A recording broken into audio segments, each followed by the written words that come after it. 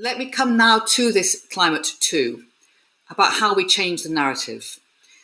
And I'm thankful to Connected Women leaders who've hosted these 3 climate change discussions for us in partnership with WOW.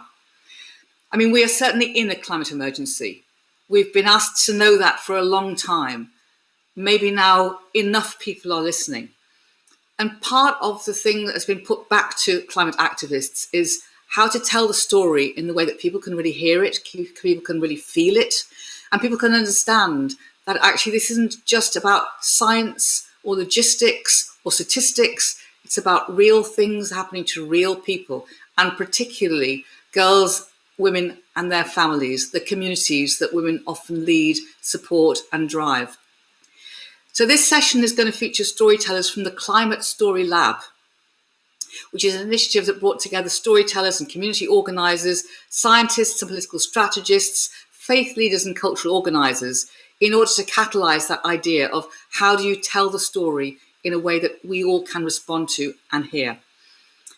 So I'm going to hand over now to Megha Agrawal Sood, who is Director of Programmes for the Exposure Lab's Climate Story Lab. She's going to introduce the rest of the guests as we think together about the story we wish to tell about our planet and us on our planet. So, Megha, over to you.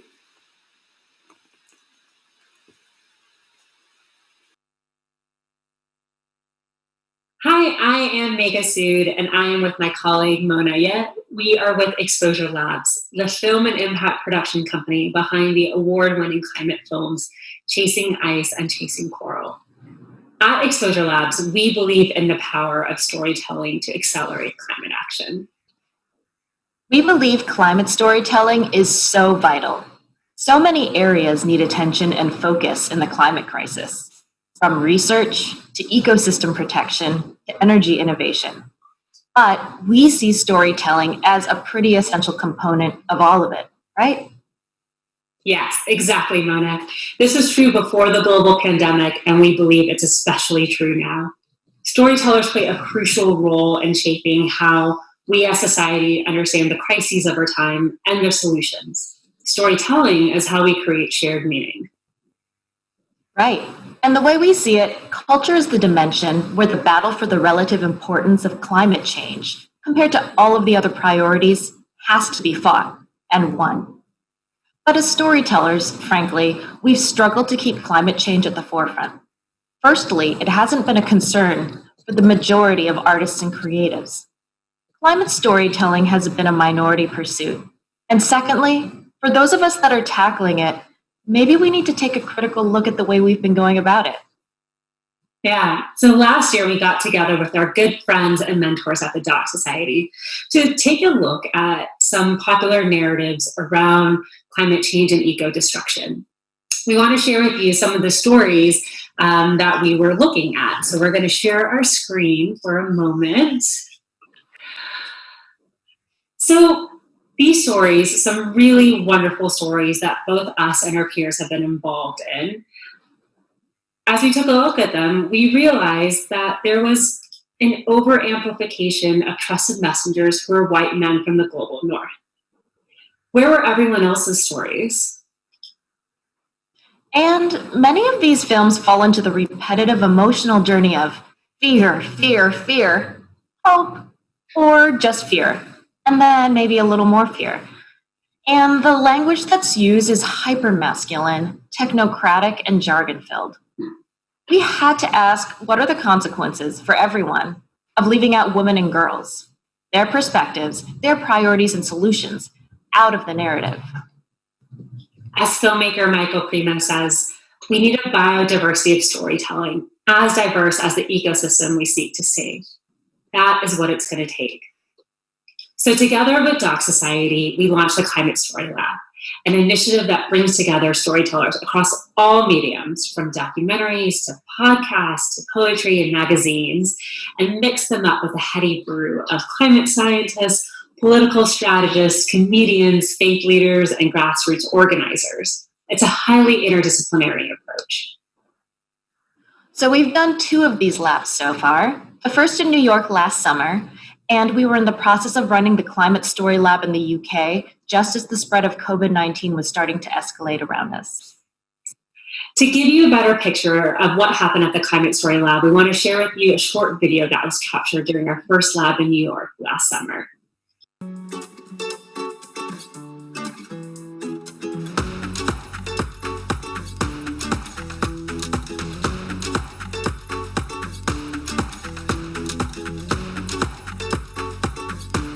We're in a moment of climate emergency where it's imperative for the creative community to lean forward and to think about how we can help make a cultural shift and get the change that we need quickly. Climate communications is one of our most effective tools that we have to address the emergency, but right now we're not at a place with climate communications where it's actually being effective. We were longing to hear from any artist, storyteller, working in any kind of nonfiction, making a project where the question of climate was at the heart of the story. We have selected 12 storytelling projects that range from documentaries to VR, podcasts to shorts. The project is about reimagining our relationship to the rest of the living world through our act of breathing. We're working with an augmented reality technology that allows us to see our environment while at the same time seeing digital elements in it. There really isn't a separation between natural systems and capital systems. That's what it is that Signal really strives to break through. There's a normalized way that we've been over the years talking about the gloom and doom of it, and people don't want to hear that. You enjoy things more when it's funny or when some celebrity that you love is talking about it. This week, I think over 150 extraordinary humans are going to come through this space. Artists, creatives, cultural organizations, folks working in education, psychology, physics, biology, Political strategists to community organizers to funders, all kind of coming together to think about how we can really leverage the power of storytelling to inspire climate action. You should make climate change personal in your lives. Get angry and get active. Scientists want to talk to you guys. We want to answer your questions because actually talking to you makes us better scientists. It was incredibly difficult to select the 12 projects that we did. They're coming at climate from a myriad of different kind of perspectives, and each of them has a very different potential in terms of the audience that they can reach. And that's really going to be one of the businesses of this week, to figure out, what do you need? How can we help you? What are the allies that you're missing? What are the connections you need to be made? What's the piece of strategy you feel unsure about? And how can we help? It's so incredible how encouraging everyone is in that room. Hands are flying up as soon as the presentation's done. As Swedish filmmakers, we are not used to this connection between activism and filmmaking. We don't have any funds for outreach campaigning, so we're just so excited to be able to learn more about it. I hope to take this energy and everything that I'm learning back to Canada. What we're hoping to get from the lab is financial support, organizational support, as well as consultants to really help determine what stories need to be at the heart of the series as a whole. We can't have climate justice until we really democratize power and democratize our economy. I think there's a heightened awareness, but there's not a heightened action. Kids don't need more information about this. They want people to tell the story of their lives' effect on the climate movement. My interest is not necessarily in advocating for a particular model of success, but advocating for humans, which is the role of journalism. The things that I don't know how to do, which are legion, I am already getting from people in like the brief time, 2 days, a day and a half that we've been here. Are we asking people simply to donate, or are we trying to make a federal policy change? Posing that question to the room was so helpful because we had all these answers back at us, like I can connect you with this person. I know that I'm already telling Jesus, we need to talk to this person. I want to talk to this person. So I'm excited that I don't have to get it in the next 3 days, that I have a whole year of building that relationship out. I really hope that it starts a conversation with the youth. That's what I hope. I hope the youth gets inspired and riled up as well. In this space, in this room, remembering that we can change the narrative is really, really, really important. The role of the artist, of the storyteller, to transcend these times of division and fear is huge.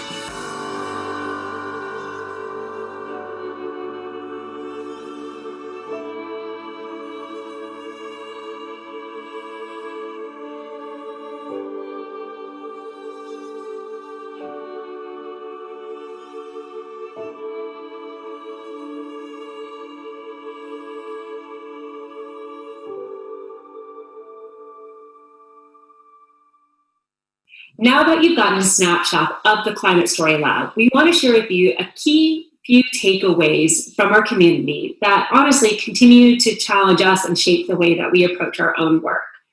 First up, climate justice must be centered in our storytelling and advocacy practices. We began our labs by discussing what it means to put climate justice at the heart of our storytelling. We know that women, girls, people of color are on the front lines of the climate emergency, but rarely are they at the forefront of climate storytelling, as makers or as protagonists. We cannot address the climate crises by telling stories that deepen existing injustices or that amplify oversimplified solutions.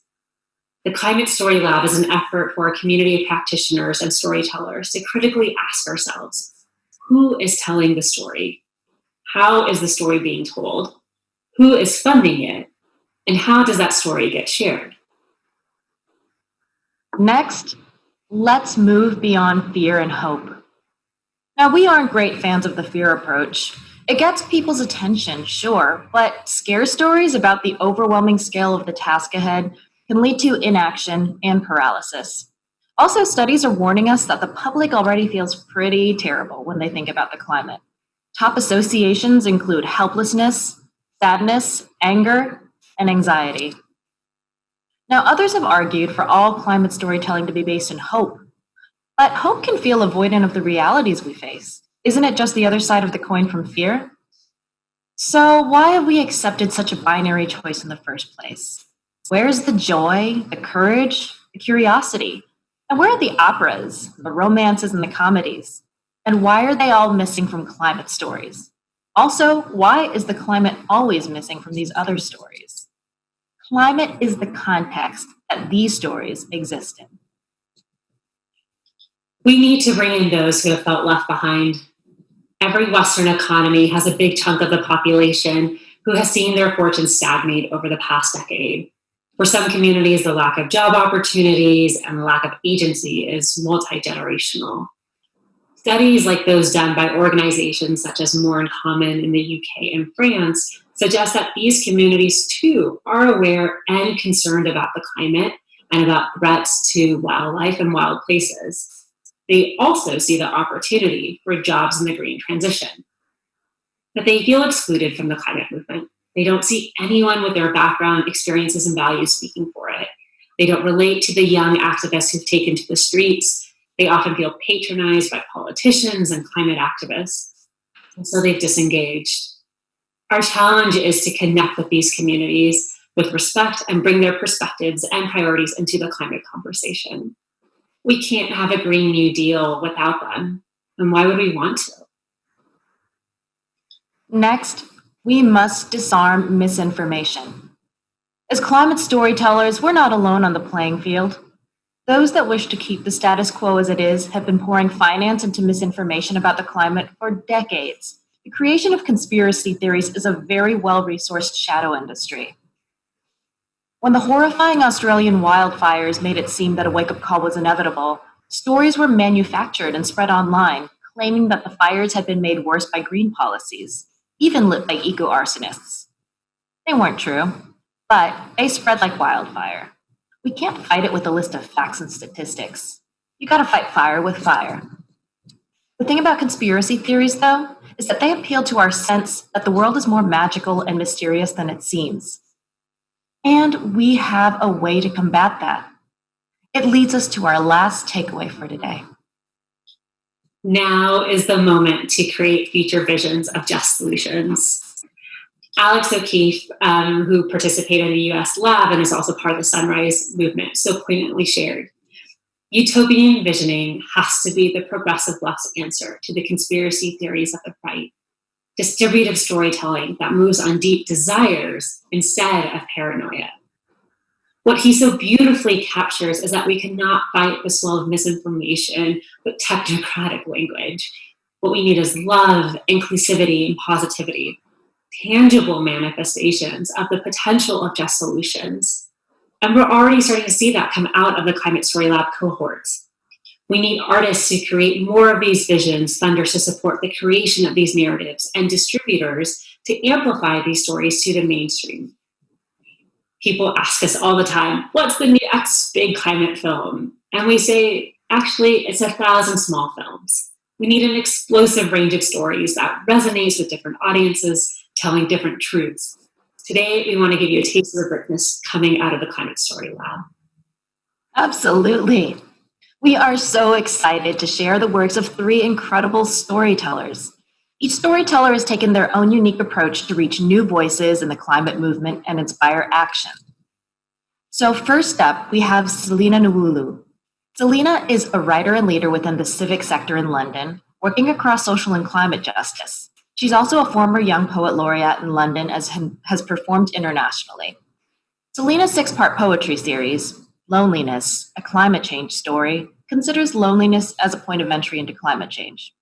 Hi, my name is Selina Nwulu. I am a writer and a poet, and I'm based in London. And my project is called Loneliness, a Climate Change Story, which is a 6-part poetry series thinking about just that loneliness and climate change. And I suppose the inspiration behind this project it really stems from my deep conviction to create work around climate change and climate justice, and I'm always looking for different ways to approach that. I think the language we've inherited around the climate crisis is heavy and often inaccessible, and I think it's within our gift as creators and artists to find new ways to connect to talking about climate change and to write about it. And so that's certainly what I was thinking when I created Loneliness, a Climate Change Story. And I wanted to kind of create some curiosity around putting these two seemingly unconnected things together, and to bring in people who might think about loneliness either from a personal perspective or thinking about it as a public health issue, that loneliness is an epidemic. I wanted to bring them into the project and their interest into the project, as well as those who think and write and care about climate change, so that both these ideas can start to speak to each other. And so I think that speaks to the people that I wanted to reach on a creative level. I think pragmatically as well, I think I wanted to, this project is a new project. I see the series that I created as really just the foundation, and so I think there's more I'd like to do with it, and there's more I'd like to kind of connect with other artists, producers, who can collaborate with me to extend what this project can be. And so I'm going to read 2 poems from the series. If you see me veering off, it's because I'm reading from my laptop outside of the screen. But the first poem of the series that I wanted to read is the beginning of the series, and what I wanted to do. The series really does look at different ways of thinking about loneliness and climate change, whether that is denial, whether that is isolation and caring about something that nobody else seems to care about, whether it's individualistic lives. But this first one is really, scanning all the way back, and thinking about the loneliness of our planet. I took inspiration from a quote from Carl Sagan, and the quote is, "Our planet is a lonely speck in the great enveloping cosmic dark. In our obscurity, in all this vastness, there is no hint that help will come from anywhere to save us from ourselves." And so this first piece is called Pale Blue Dot. They say it's a small world, a dot of a planet, alone and spinning, not unlike ourselves, towards an answer, a catastrophe, some unknown destination. If every single lie we've ever told lives here, every real and false prayer, let the earth make of us what it will. Let it hear our every utterance until it is too heavy to bear, and we become but a marble rolling down the throat of the solar system. And so a second piece from the series that I'll read is called solastalgia, which is a relatively new word, which is a form of homesickness experienced when a person's natural environment has been irreparably damaged. And I think this also speaks to what I mean about creating new words and new language to suit the times we're in, and almost, diversifying, opening the language that we've inherited around the climate crisis. As times are changing so rapidly, they're increasingly less fit for purpose. And so this is the role of the creative and the writer to adapt and create new words to reflect the times we're in. So I was really drawn to this word and its newness, but also accurateness of the times that we're in. And so what is our relationship to place after the flood, after the drought, after the wildfire? And so this word speaks to that loss and to that grief. And so I wanted to think about that in this piece and write a poem about it, because that in itself is also a form of loneliness, that disconnection, that personal disconnection with a place. So this is called solastalgia. What solace can be found from living in a crumbling skeleton? Ghost towns and villages that have lost their skins to the atmosphere. It is grief that will turn us into living memorials of our fallen landscapes. Given we do not yet have words for the eulogy, we might well embody our loss. Like this, we'll become a drought when there is no clean water. Our skin parched like abandoned land, faces dull and ready for wildfire. When the crops fail, our limbs will wilt like stalks giving up. Our hair imitate the weeds. It is perhaps the earthquakes that will crack open our chests, help us understand how we show love in the aftershocks. Thank you very much. Next up, we have Katie Basile. Katie is based in Southwest Alaska, where she explores multimedia storytelling with rural Alaskan youth. She is also the director and producer of the short documentary To Keep As One. Katie worked alongside the Alaska Native village Newtok to tell the story of the grassroots efforts of one of North America's first climate change transplants. After erosion and melting permafrost, the Newtok community is being forced to relocate to safety while maintaining geographical roots and a traditional way of life. This is the story that resonates for communities across the globe as forced migration caused by climate change becomes more of a common reality. Hi, my name is Katie Basile, and I'm the director and producer of the short film To Keep As One. I live and work in Bethel, Alaska for KYUK Public Media for the Yukon-Kuskokwim Delta. Our film follows the relocation of families from the village of Newtok to the new village of Mukhdagavik, and the relocation is forced because of the effects of climate change, specifically rapid erosion and permafrost melt. We're completely inspired by the community of Newtok and the Newtok Village Council and all the fundraising and advocacy that they've done to move their community. Their goals are to maintain residents on their traditional lands so that they can continue their practices of hunting and fishing and gathering for subsistence.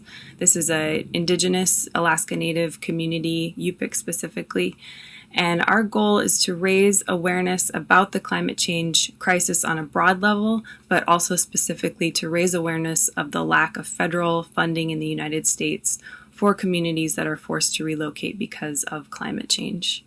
Thank you so much for watching. All my life I lived here. When we used to go play down there, it used to be really far.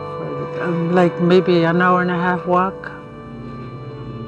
And now, few steps and we are already there. They say it's a slow moving erosion, but to me it's getting faster every year.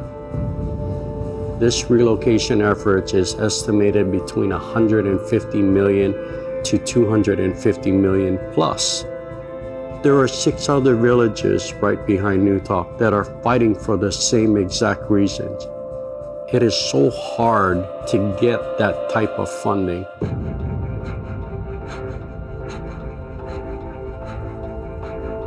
It is not just about moving to a safer area. This is about preserving their identity, their culture. And every winter time, when you hear this, it's a sign of love. There's a lot of pressure right now. There's only one chance to get this right.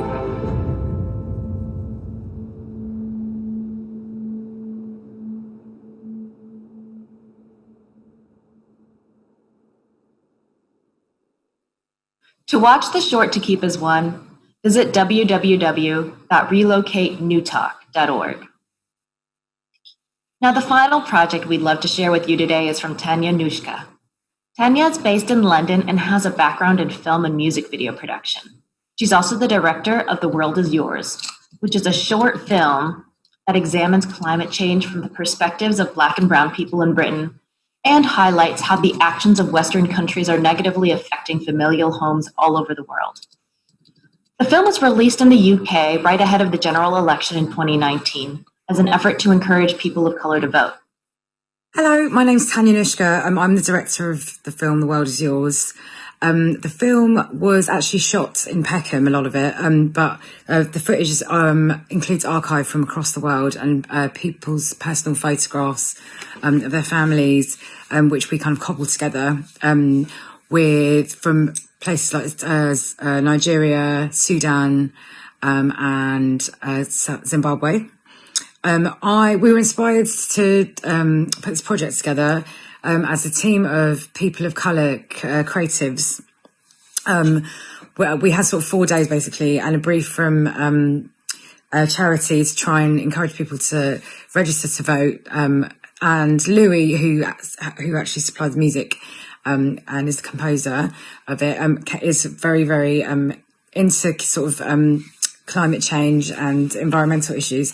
So I asked him to come up with an idea which was excellent, which was how we conduct ourselves here affects.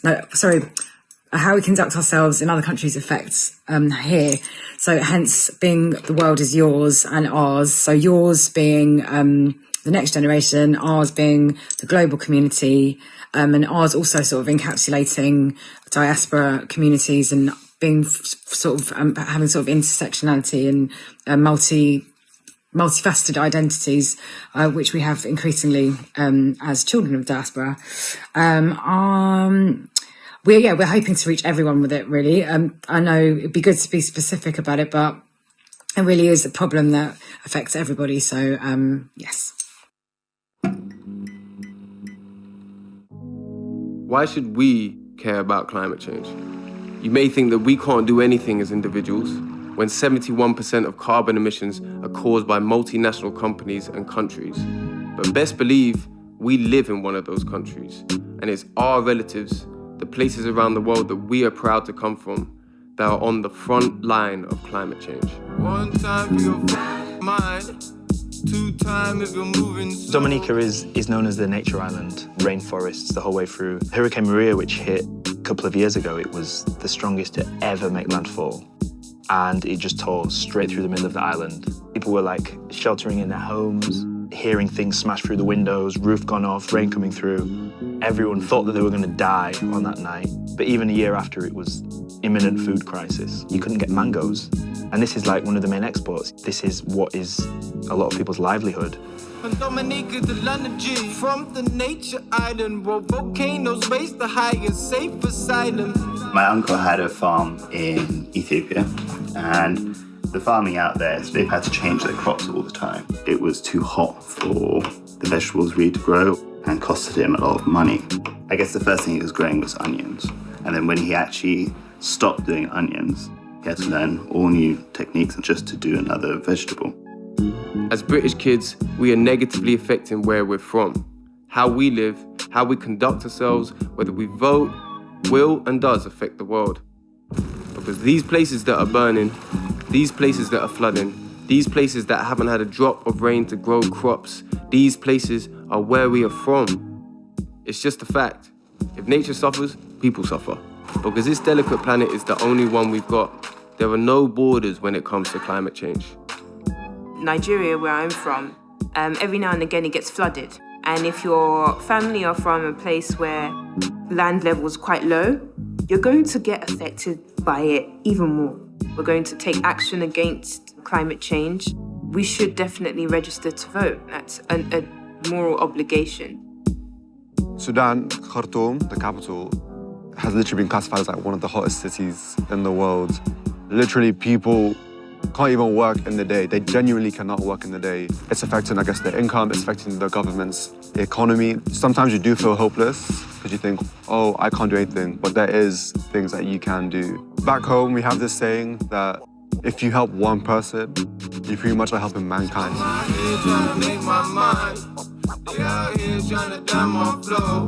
Climate change is affecting the UK. Just look at the flooding in the northern parts of England and the Midlands right now. You only have to think back to Hurricane Katrina in New Orleans to see in Western countries, ethnic minorities historically bear the brunt of the negative effects caused by a crisis. The same will happen here. Nature does not negotiate. The science is out there about what's going on with climate change. What we can change is our political will, because political will is a natural resource. We have the power in the UK to make our voices heard in this election.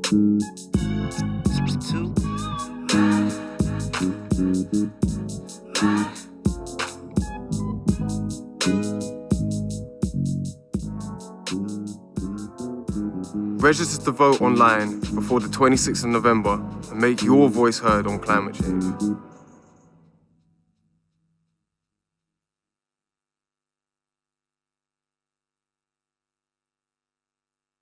There is so much richness coming out of the Climate Story Labs already, as you can see. Best of all, we're inviting all of you to host your own climate storytelling gathering. We have created the Climate Story Lab Toolbox, which includes a library of videos from experts, discussion prompts, and resources to help guide your gatherings, whether you are a film festival programmer, a museum curator, or an educator. You can download it at climatestorylab.org. You'll also find detailed reports from our past labs there too. This is just the beginning of the toolbox, and we'll be growing it over the upcoming years. Now, before we wrap up, we want to take a moment to emphasize again why climate storytelling matters so much right now. We're about to embark on a massive rebuild of society.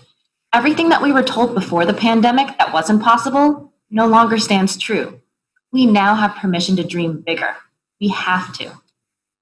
We, as storytellers, can create a future narrative that shows the power of community working together. A narrative that gives us the courage to embrace all the unknowns that lay ahead. We have found our courage because we know that these stories exist. We've seen them. Thank you so much for tuning in, and we really hope that you join us in the Climate Story Lab community. Thank you. Thank you.